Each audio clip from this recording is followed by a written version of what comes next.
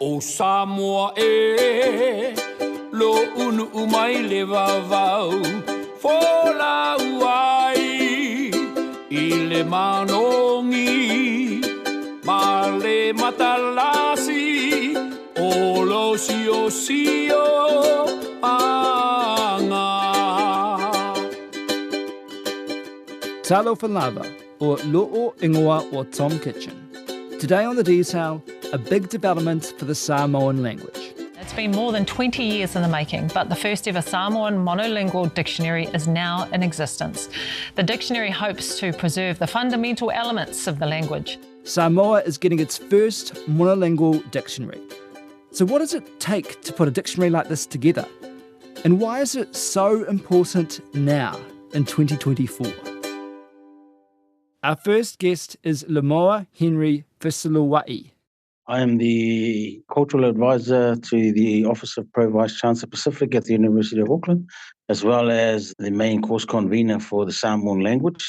Traditionally, we're an oral culture where a lot of our customs and practices, our stories, our protocols are all passed on through oral nature and a lot of oral discourse, such as our storytelling times in the evenings, and a lot of observation as well in terms of how the culture is played out and how certain customs and the differences and the approach to different customs. It was all through storytelling, it was all through word instruction. And then the written aspect and the literacy aspect slowly came in when missionaries started to come in, and then when they started to develop the Bible as text, all of that as well started to develop Samoan literacy and Samoan writing.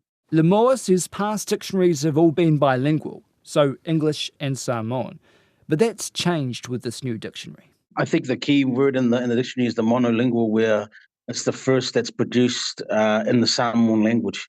But there were dictionaries developed in the late 1800s. Coming from the 1900s, we have the grammarians start developing the written Samoan language. But probably the popular Samoan dictionaries is Milner's edition, as well as Allardyce's edition, commonly in schools and printed and mostly used in educational settings and Samoan language learning spaces.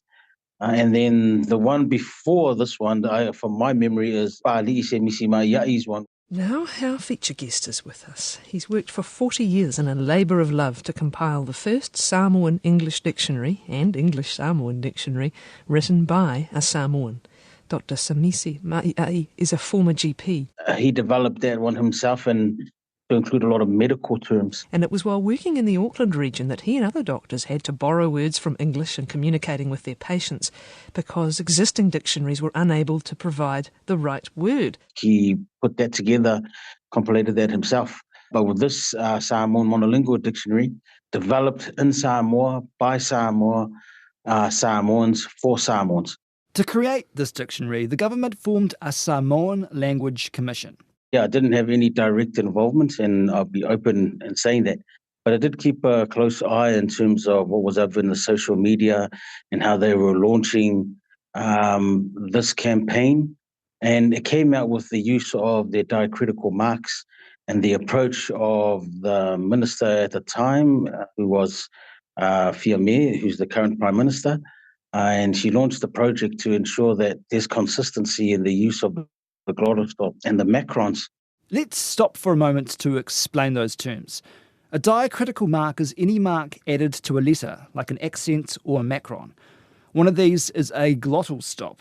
In Samoan, that's the apostrophe-like symbol you might see in a word which creates a short pause between two vowels. The inconsistency across the different sectors, right from village level right up to the government level, from the different agencies, and then also the differences in writing amongst the religious and the clergy compared to the academics and the educationalists. I think that's where they wanted to try and create a language commission with the attempt to unify and provide some sort of consistency for the development of Samoan written language. And They mentioned the launching in 2014, but they also mentioned that these discussions started 20 years ago, and then the outcome or the fruition of their work is via the Samoan Language Dictionary. Now, to someone who was involved in putting the dictionary together. Fa'atili Yosua Isira has been a school principal for many years. He was also the New Zealand representative on the Samoan Language Commission, and he led the development of Samoan Language Week. He says Samoan is the third most spoken language in New Zealand. It has been that for a very long time, but at the same time, it's one of the languages that has the most percentage loss from census to census. Really? We've been continuously lost about 9% of speakers. So we've got a lot of work to do. Look, well, what I'm really interested in understanding is the process and how this dictionary was created, right? Firstly, let's discuss the wish and why there was a need for a monolingual dictionary. I think one of them is the drive to actually retain and reclaim Samoan language for Samoan population right across the globe. So that's where the challenge came in, that we gave some advice in terms of the corpus that needs and how that's going to be put together so that it's actually applicable to Samoan students and Samoan people in Samoa. So what was the process over the time that you were on the commission? So you came to these meetings. What happened at these meetings? Who did you go to try and get information that would fill the dictionary? Yeah, it was actually the membership of the committee and the way the committee was constructed. There were representatives from each of the denomination, each of the churches. There were representatives from islands. There were representatives from Savaii, Upolu, Manono, and Apolima. There were representative women at these places in the committee to make sure that words to do with things women are actually in the committee, in the roles that they do and the things that they do. There were people, not only academics, but people very knowledgeable, very deep knowledge in terms of the language and the culture and how the language is actually used in certain cultural contexts and cultural activities to make sure that all the languages for that specific activity or that particular thing could be funerals, could be opening of a church, could be acknowledging someone after having a tau done, and or just make sure that all the words that is for the whole of Samoan world is actually in the dictionary. So there was a wide range of people in that. And that was funneled through a committee, basically under the guidance and also further research by the National University of Samoa. And that's where the work was actually put together. And then they bring it back, and there'll be some more debate about some words. Some people will bring some other words. The challenge was actually being a monolingual dictionary is to find the definition or some words with multiple meanings and actually just explain it clearly in Samoan. That was the challenge for all of them. And then, of course, we follow the way dictionaries are structured in English in terms of a word. Is that a verb or noun? Blah, blah, blah. And that's all that requires a lot of work. So it's been quite a few years in the making. So 20 years or something, right? Yes, yeah, quite a few years actually. I was in the committee basically when it started, and it took 5 years to actually before we could actually see something that we can say, well, that looks more like a dictionary.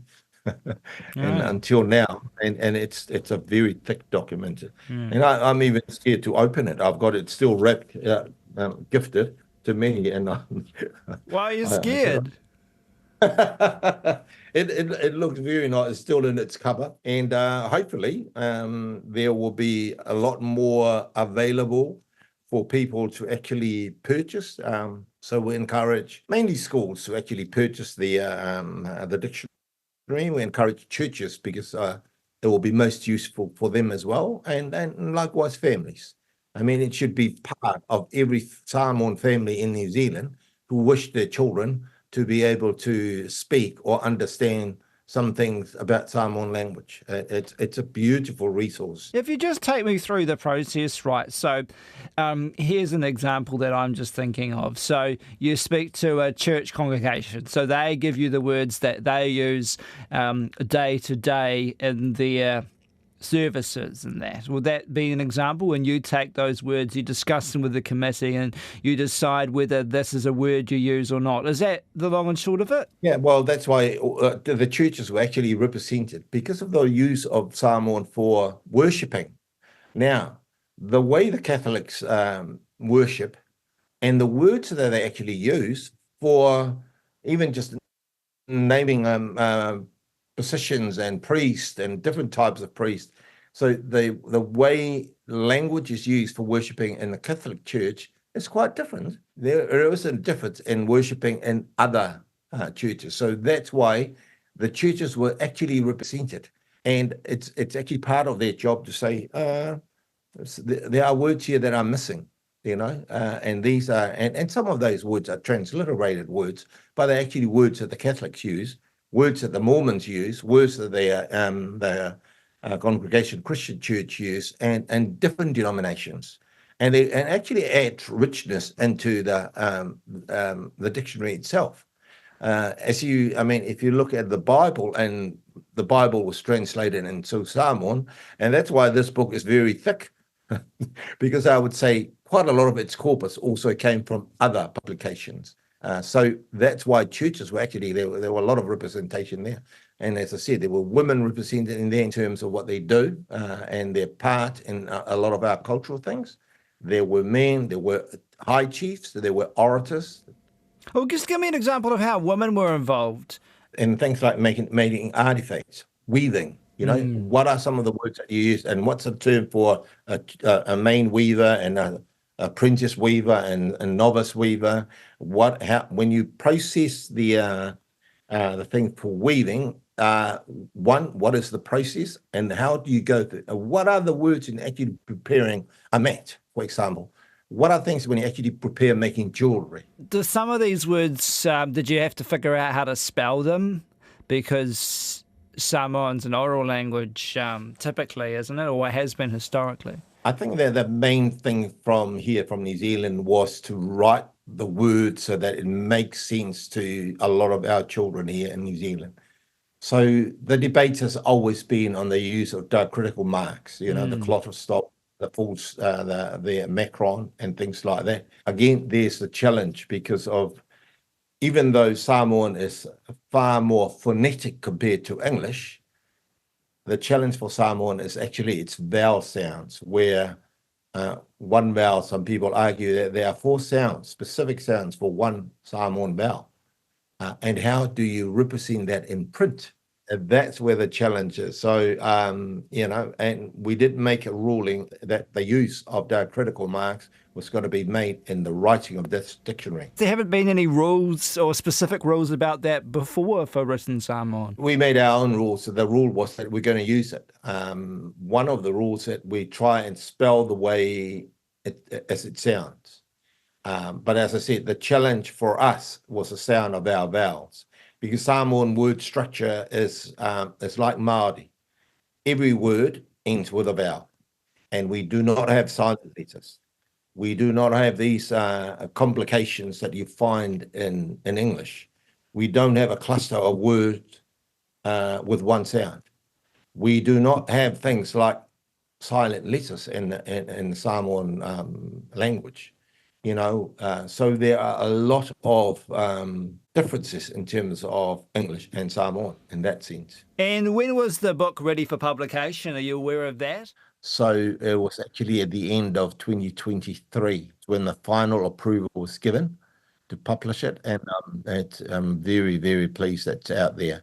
Hopefully it's not the last job of this particular commission. Hopefully there will be another to actually relook and see if we can continue to add words on to it. And ideally for me, that each diaspora Samoan community will pick it up and say, well, Let's add in New Zealand trees, and New Zealand fish, New Zealand mountains, rivers, and everything in the word Samoan words that we use and see around New Zealand. But it's getting a team together to do that, the expertise to do that, and the money to do that. So what will this whole dictionary mean for the use of the language and the people of Samoa? It will help immensely in terms of its use within schools, its use within learning environments like churches and things like that. I hope that a lot of families will take it on board and buy a book for their own families and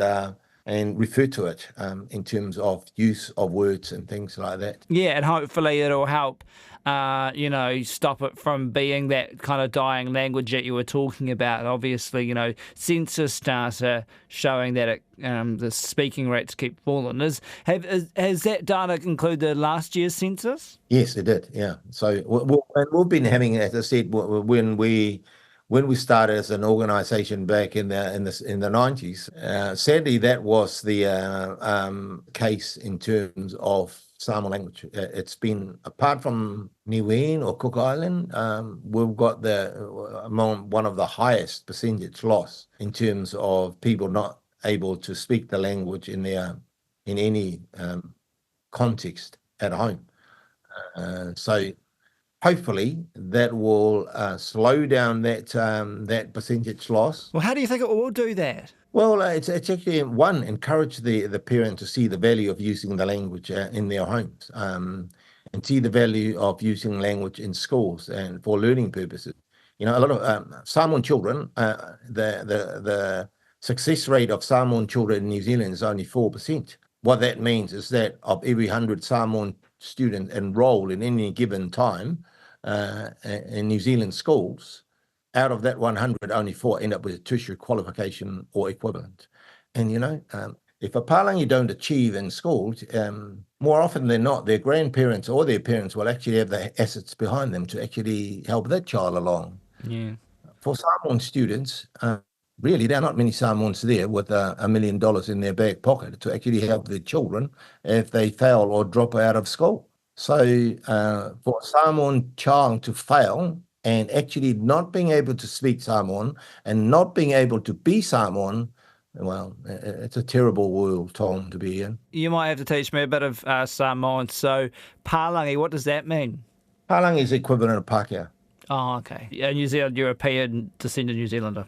Different one. Palangi is, Langi is the sky, and perhaps in our world we thought that these people dropped out of the clouds of the when something bursts in the sky, and these people drop out because they look quite different from us. So Palangi is it's sort of associated with things sky and with things cloud, with things white.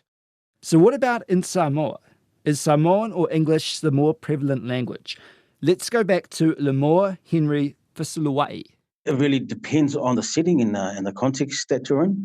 Our village context is really a huge push for the use of Samoan language without devaluing the need to know English in terms of educational pathways, career pathways, and also the engagement with foreigners and tourists.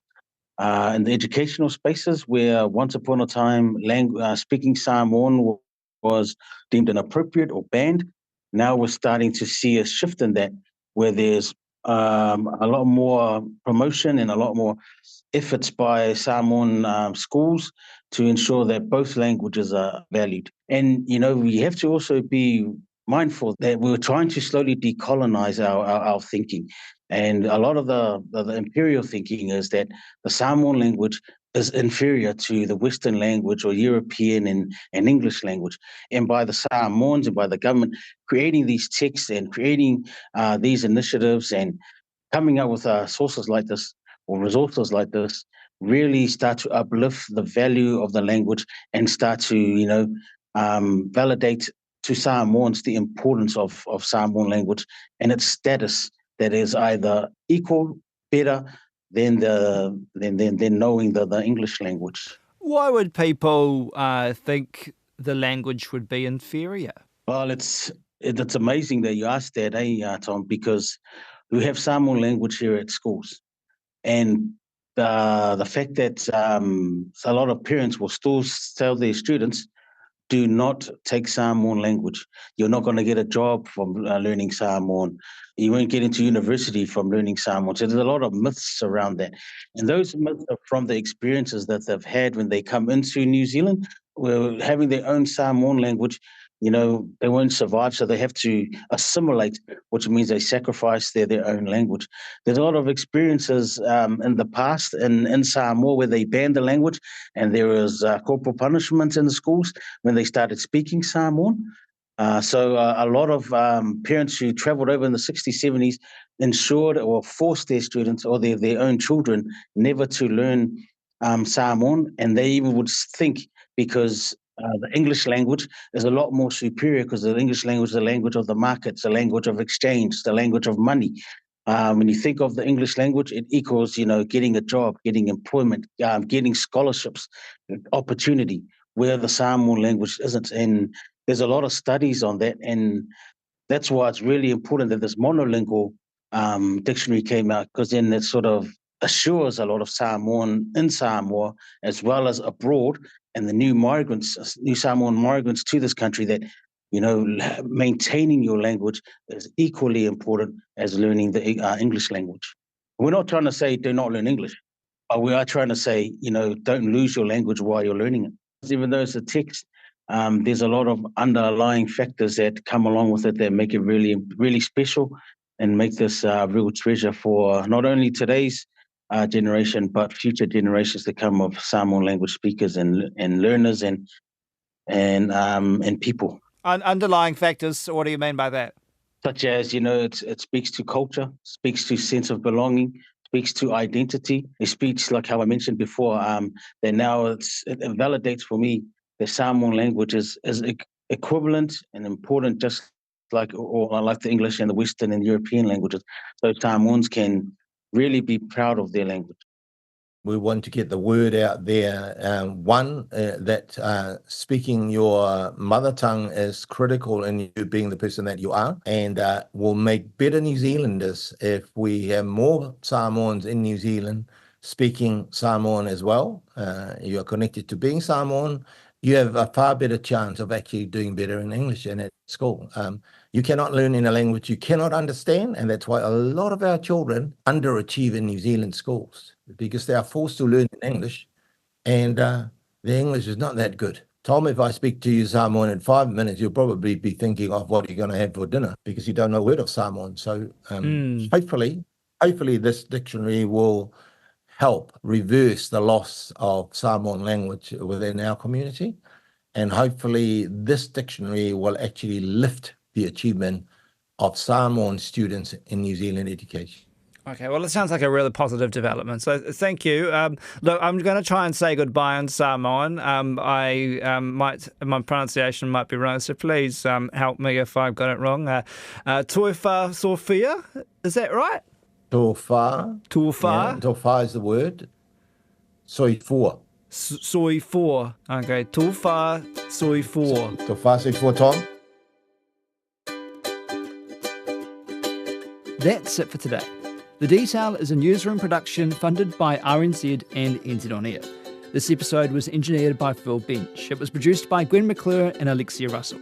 Thanks to Lemore Henry Fislawai and Fa'atili Yosoa Isera. I'm Tom Kitchen. Tō whā sui fō.